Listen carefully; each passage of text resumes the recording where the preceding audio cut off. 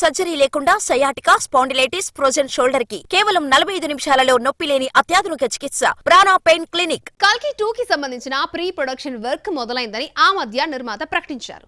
Script work పూర్తయి ఇంకొక 6 నెలల్లో షూటింగ్ మొదలైనా దీపికా పదుకునే సెట్స్ పైకి వచ్చే ఛాన్స్ లేదు.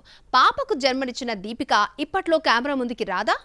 Was story. 1000 కోట్ల గ్రాస్ కలెక్ట్ చేసిన కల్కి సీక్వెల్ పనుల్లో బిజీగా ఉంది. రెగ్యులర్ షూటింగ్ ఇప్పట్లో మొదలు కాదు, ఎందుకంటే దీపిక డేట్స్ ఇచ్చే సిచ్యువేషన్ లో లేదు. రీసెంట్ గా ఓ ఇంటర్వ్యూలో మాట్లాడుతూ ముందు తన ఇంపార్టెన్స్ అంతా కుమార్తె దువా మాత్రమే అంటోంది.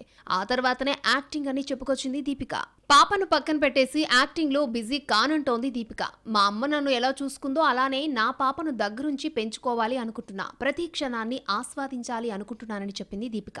ఈ లెక్కన దీపిక ఇంకొక 2 ఏళ్ల వరకు కల్కి 2 సెట్స్ లోకి వచ్చే ఛాన్సే లేదు. కల్కి ఇప్పట్లో సెట్స్ పైకి వచ్చే అవకాశం లేదు. దీపిక యాక్టింగ్ కు గ్రీన్ సిగ్నల్ ఇచ్చేలోగా కమిటైన సినిమాలను ప్రభాస్ పూర్తి చేస్తాడు. రాజాసాబ్, హను, రాఘోపుడి, స్పిరిట్ సినిమాలు పూర్తయ్యే వరకు కల్కి 2 మొదలు కాదు. ఈలోగా దీపిక పాపకు 3 ఏళ్లు రానే వస్తాయి. రెండో పాటలో అసలైన కథ మొదలు కానుందని మేకర్స్ ప్రకటించడంతో కల్కి 2 పై అంచనాలు పెరిగిపోయాయి.